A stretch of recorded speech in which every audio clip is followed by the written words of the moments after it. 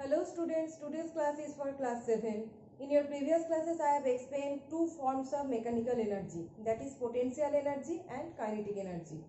And there are different examples. In today's class we will discuss about the conversion of these two forms of energy, that is the conversion of potential energy in kinetic energy. So let's start the class.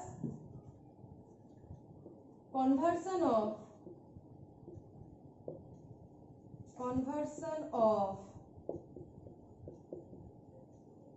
potential energy in kinetic energy.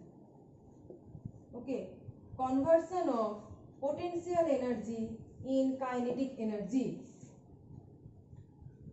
So let us discuss some examples. Okay, at first I have given you an example of hammer. We are hitting, this is a nail, and we are holding a hammer like this. Okay, this is a hammer.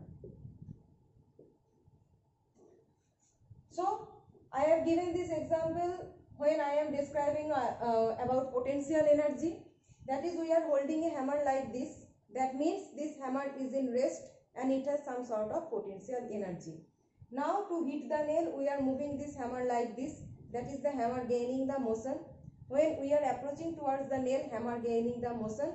That means it is gaining the kinetic energy, and that kinetic energy is actually gained or achieved from the potential energy of hammer at the rest position. Okay, so in different examples you can see that every kinetic energy is actually obtained from the potential energy of that body in the rest position. So this hammer is in rest.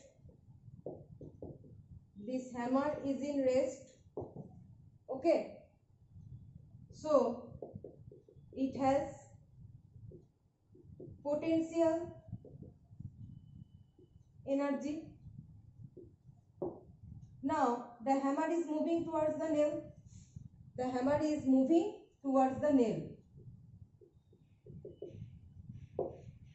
While moving the hammer, it is in motion, so gaining kinetic energy, and that kinetic energy is obtained by the potential energy of the hammer in rest. So while moving towards the nail,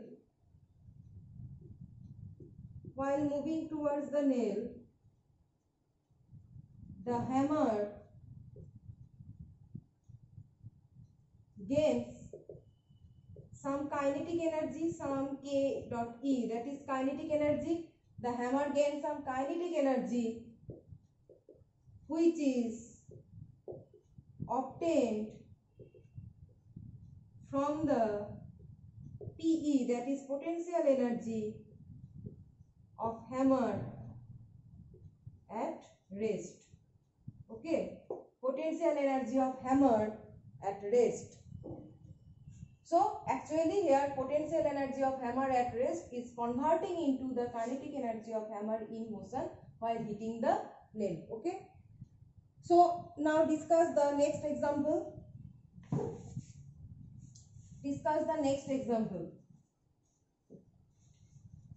So the second example is, in our wristwatch there exists a wound-up spring like this. In wristwatch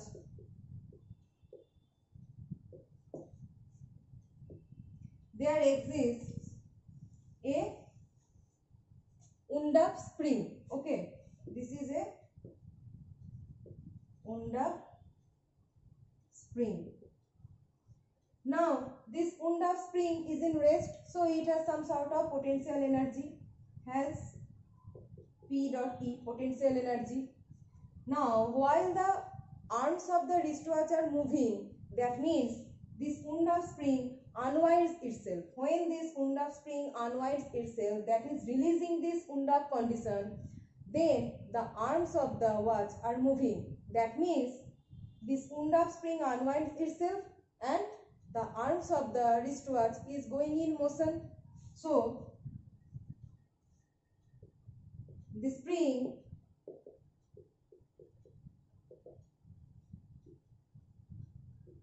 unwinds itself, and then arms of the wristwatch moves. Arms of the wristwatch moves, that means gains kinetic energy.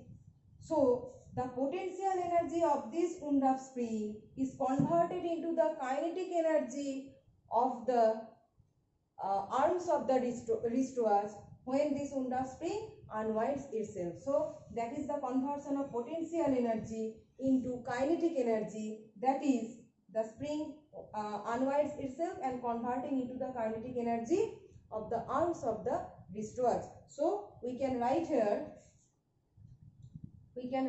that potential energy of the wound of spring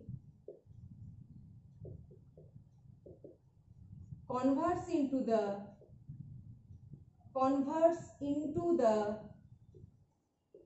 kinetic energy of the arms of wristwatch.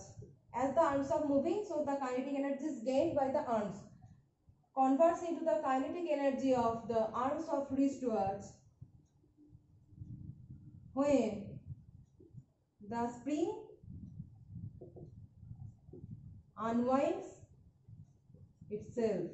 Okay, itself. So this is the another conversion of potential energy into kinetic energy. Now the third example. Suppose I am holding a stone, or just think of this marker. Okay, I am holding this marker in this position, and now I am releasing it, so it is going in the downwards. So it is going downwards. I am holding this, it is in rest, that is as some sort of potential energy. I am releasing it and it is going downwards, that means it gains motion and also gains kinetic energy. So the potential energy that contains in this marker is converted into the kinetic energy when I am releasing it. Okay, so the third point is when a stone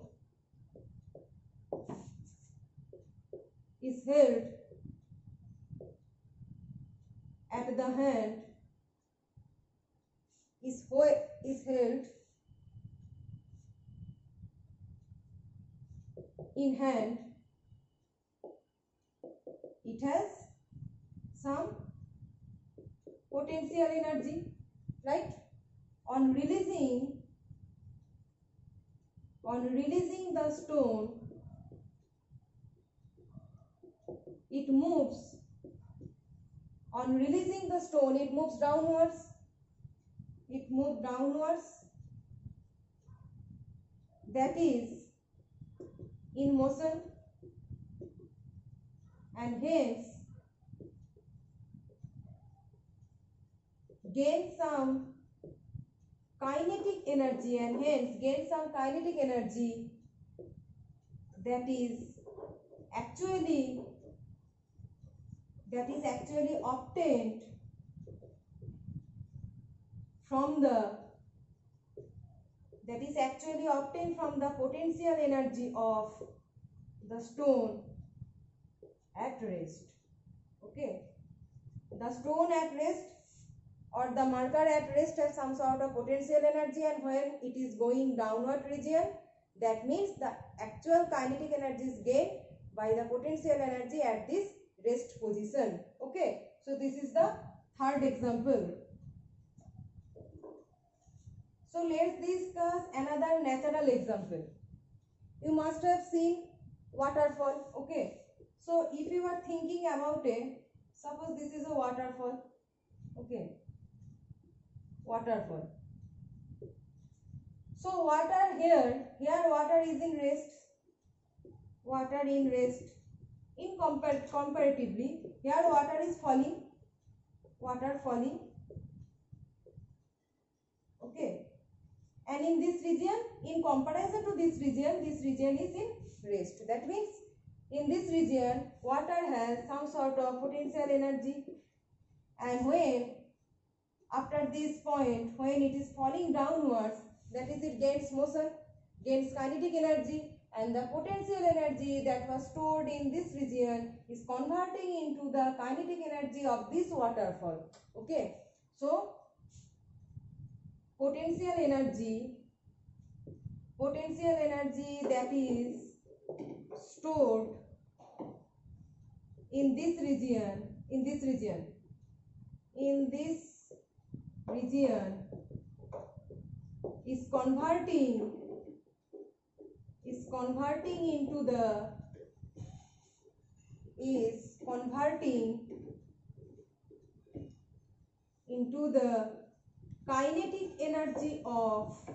is converting into the kinetic energy of the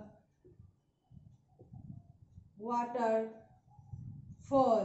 Okay, is converting into the kinetic energy of this waterfall. Actually, water is falling, it is gaining motion due to the conversion of potential energy into kinetic energy. That is the potential energy that is stored in the water in this region. Okay, so in today's class I have explained some conversion of examples of conversion of potential energy into kinetic energy.